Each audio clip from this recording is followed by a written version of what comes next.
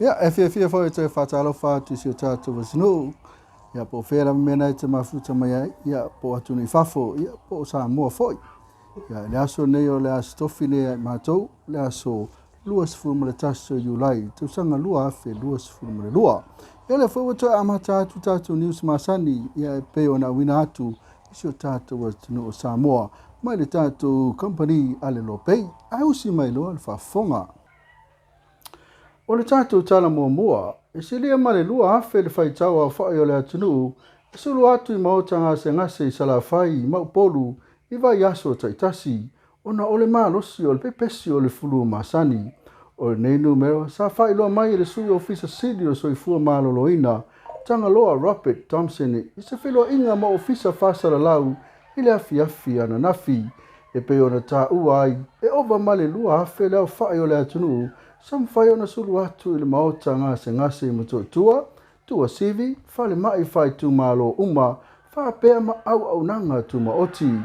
E re o au fia I la tu olo ngase, ai olo nonofo lava I a inga, e au noa ma se va aia o se fo mai. Ta ua fo I tanga loa, o le vai aso na sei ma vai atu, na tau nu umai ai Samoa nisi o suenga, sa ave ni usila, I Wellingtone, e sa ilia ai, po le atonu le aitua ai ngofulu, o pe pesi I le atunuu, I nei taimi e ese mai ai I le COVID-19. O wha mautuina ai, o lo maha tele le vairasi o lo pe pesi I le taimi nei, I le influence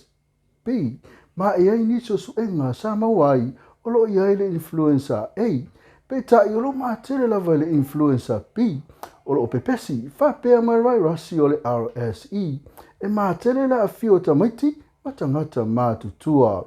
Mafuanga leo le wha umi ai o le furu masani, ona olo afia I le atunuu, ona iei nise mahe ona afia I COVID, ona so o lea ma le influenza B, ai toi maua I le influenza A, o le influenza B, o le vairasi lea e faisina sawa o lona pepesi, ma e faisina ma mafa tu lango a unga o le fiva e afia ai, e pei o le fiva, ti ngā le ulu, tale, pepe tino, ngā oi tino, puai.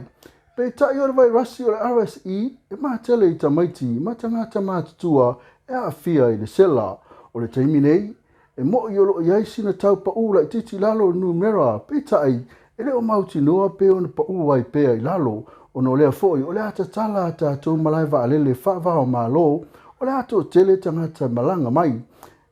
Le waru lunga le whai numero a tangata a fia, e le ngata I tangata a fia le nei wha mai, ai wha pia foi I le COVID se fulu iwa.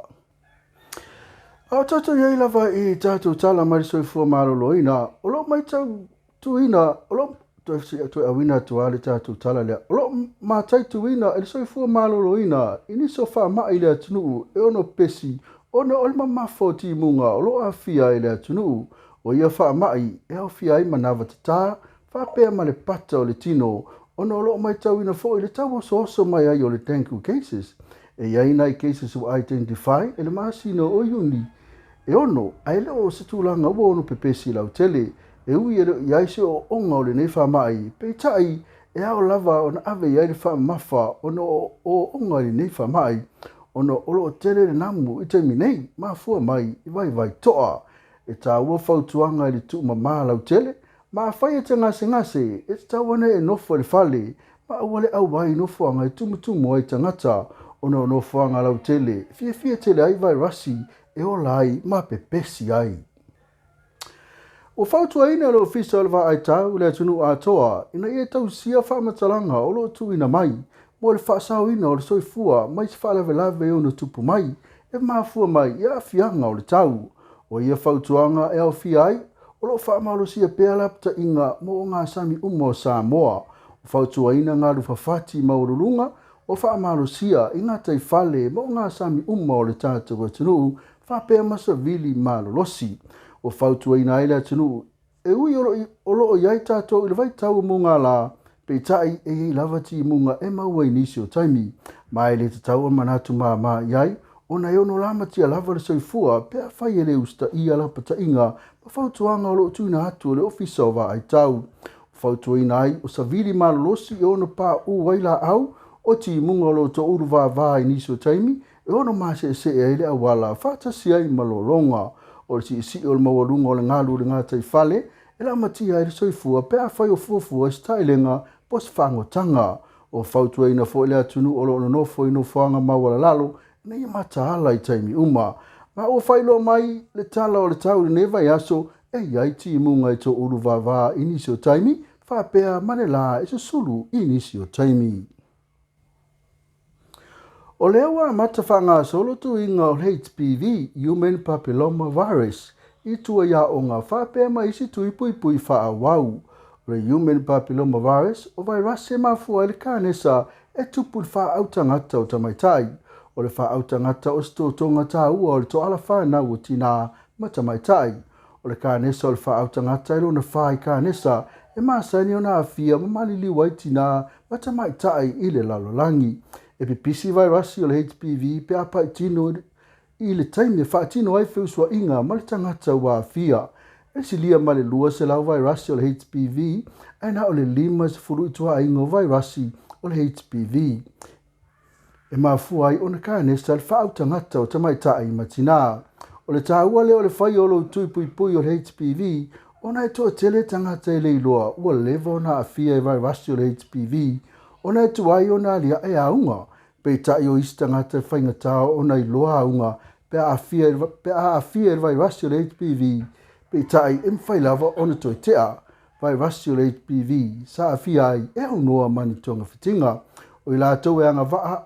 o ta mai tai a onga umai le vasenga valu, anga i atu i le vasenga su tolu, mo le tausanga lua afe, lua su male lua, e au whia e matamai tai uma, wale o toi a onga, ai wato le su tolu tausanga, ele se fulu fitu tausanga le mātutua.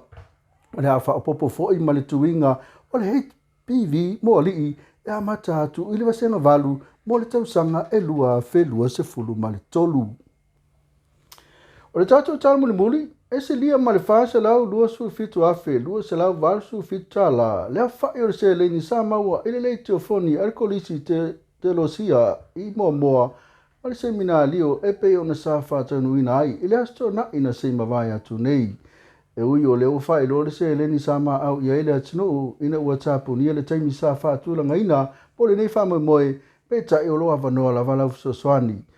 Ua e whina ngalo iai, o wa le whamoe moe o le ka le sia, e pe o na sila fia, sa iai le whamoe moe mo mua le korisi, e whai ele nei le teofoni, mo se ta vale, e whao ngā ina le korisi, onu wa whai sina whaale tonu a wala, pe ta ele mwhai o na whātanu wina, ona o le vaitami tonu lea o lo pepesi ai le whamai o le COVID se fulu iwa, ma taatia ai loa ele whātanu wina. Pe ta e wa mata tala nisi o sa o le whamai, o ina sa to e whao Sofia i lo le komiti, ma le taita e whono e to e ta pena le whamoe moe le nei. Ma o le aungo le nei tamawhainga, o le to e tamawhainga o le korisi te losia i moa, i ona vaenga umalava, a mata mai le malu lo tāpua i ere korisi, whapele tu whare tino i whale o lo whaonga ina e no nofo ai. E mo mias sosoani i le toi whale leia. Whapena fo i le tu tau iawa onga e mana o mia le toi whausia le leo whale tusi. Whapea no whaanga o lo o lala i osi tau langa o lo whaatino ina lea onga i moa. O le tamatanga i le komiti e mo mia le seleni e 2 miliona tala e toi whale leia ato ai vaenga mo mia o le korisi e au fia i vaenga e pei o na tā ua i lunga. Ia, o tātou niusenare nei aso, ma e nei so tātou atunu pele o Samoa. Ia talo sia ia o whaamalia i nailo, whina ngalo, ia malau sila, malau whaafonga. Ia se tamu whainga, ia wāmea lo tupu le tātou atunu. Ia, au nei tula, ia, manuia tele nei a fiafi, ia malolonga nei a fiafi, po whera mea nei te mafuta mai ai. Ia, tātou pule ola, i le aso atai au, tātou e whelo iai, pēr pule lofa le atua, e au li atu lo soifua, e mase ola vai. Mea tau nei mai Loabay i nei Samoa, manuia tele nei aso, tō wha soifua.